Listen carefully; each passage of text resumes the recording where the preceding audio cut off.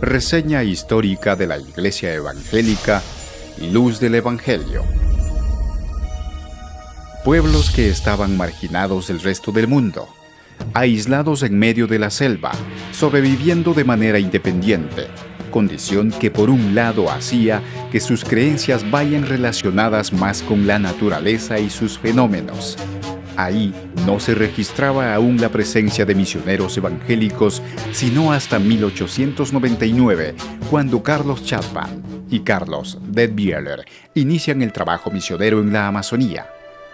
Las posibilidades de tener conocimiento de Dios no solo para gente originaria, sino para aquellos que iban poblando estas nuevas tierras, se harían más probables.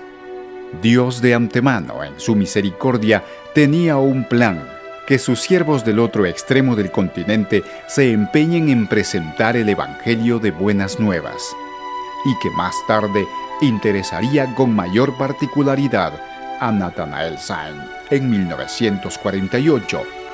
Él encuentra en la selva el escenario propicio para su trabajo. En el tema de la evangelización, para empezar, traslada a la Mission Aviation Fellowship, Alas de Socorro, en 1948. Junto a su esposa, trabajaría en la base abandonada por la petrolera Shell Mera, llevando correos, proveyendo de artículos de primera necesidad y medicina.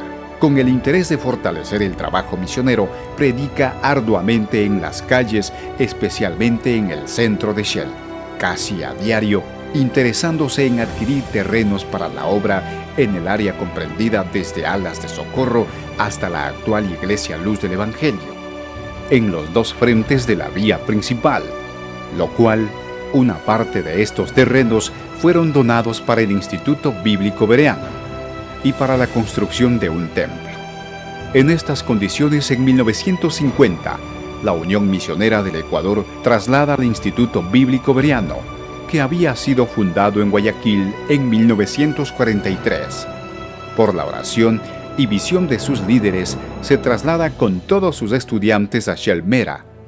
En esta nueva casa, los maestros y estudiantes, entre ellos los hermanos y hermanas Luz María Cárdenas y Arsenio Cárdenas, quienes después de 4 años de estudio se graduaron, y otros como el caso de Inés Montes de Oca, que iniciaron sin terminar la carrera. Y como maestros del instituto podemos recordar a Roberto Harb y esposa, Arturo Smith, Donaldo Austin y esposa, Malcolm Brown, Raúl del Salto, entre otros.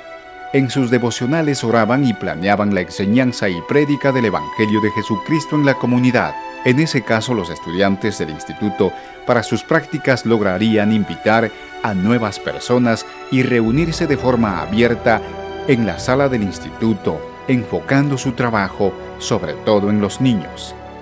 De ahí que se va creando un grupo que incluía a los padres de familia de los chicos y personas del pueblo que fueron evangelizados por los alumnos de este instituto. De esa manera, empiezan las reuniones congregacionales en la capilla del IBB. La tarea de los estudiantes debía enmarcarse, entre otras cosas, el cubrir áreas de trabajo en misiones en comunidades como Baños, Ulva, Machay, Río Negro, El Topo, Mera, Shell Mera, Madre Tierra, Veracruz y especialmente Puyo, donde se vio forjado una nueva congregación, Esperanza Eterna. A la par de los hechos internos de la congregación, uno de los objetivos del instituto se estaba cumpliendo, la de formar líderes y comunidad cristiana. Adicional a ello, habría que pensar en la construcción de un templo, para lo cual se contrata a Jorge López, que se mostraba satisfecho, aunque no sabía que estaba inscribiéndose en la historia como el constructor de una de las primeras capillas de la región, en 1955. El nombre de la congregación fue definido en una sesión de asamblea donde se propuso el nombre de Iglesia Evangélica Luz del Evangelio. Por estas fechas se encarga como pastor al hermano Alfonso Vázquez, un estudiante del Instituto Bíblico Bereano.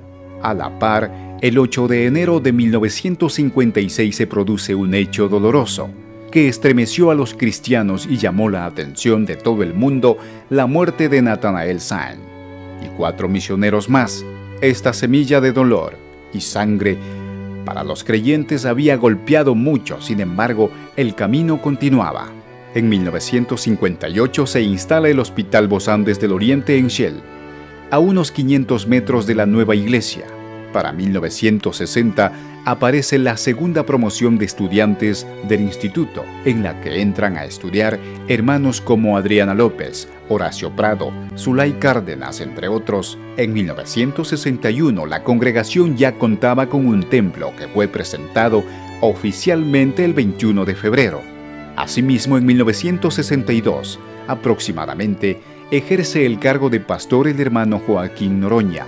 A partir de este año, la congregación entra en una etapa diferente donde se nombran ancianos y diáconos que estaban a cargo de la congregación. Estos debían velar por el adelanto de la iglesia. Para 1964 ya tendrían graduados a 8 instituteros de la segunda promoción. En 1967 se resalta la presencia de hermanos dentro de la primera directiva, a Joel Orellana como presidente de la Junta Administrativa, José Soria como secretario, Ángel Villalba Portillo Vasco y Efraín Vasco, entre otros. Para tomar la posta en el cargo de la congregación aparecen nombres como Luis Castillo, Jesús Montero, Francisco Cunalata, Enrique Hidalgo y más, quienes realizaban conjuntamente con el pastor actividades como retiros, bautizos, programas especiales, evangelismo y la presentación de la palabra. En ese mismo año, desafortunadamente, el Instituto Bereano deja de funcionar, pero las actividades y el servicio en la congregación continúan. La Iglesia Luz del Evangelio no pararía de seguir en la misión de evangelización, cimentadas en esta visión hasta el día de hoy. Tras abandonar la iglesia, el pastor Noroña deja el cargo después de 10 años y asume nuevamente el cuerpo de ancianos y diáconos. Y en 1977 es reemplazado por el pastor Casados, conocido como Pastor Casado, trabajando en la congregación en diferentes actividades, entre otras celebración de bautizos, retiros, presentación de niños y la exposición de la palabra de Dios, aunque solamente duró 3 años.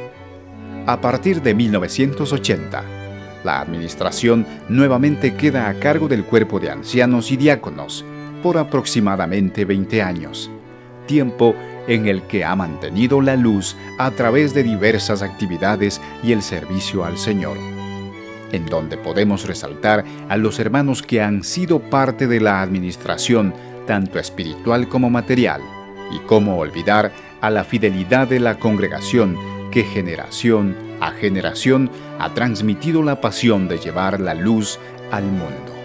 En el 2000, la Iglesia, después de una incesante búsqueda, nombra como pastor de esta congregación al hermano Horacio Prado, hasta el 2003.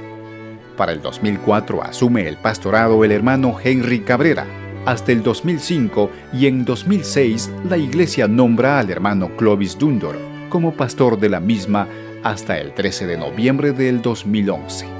Son 56 años de historia bien escritas y del esfuerzo de muchos hermanos y hermanas que unidos forman la Iglesia Cristiana Evangélica Luz del Evangelio. La honra y la gloria sea para nuestro Dios, quien nos ha permitido ser parte de esta historia.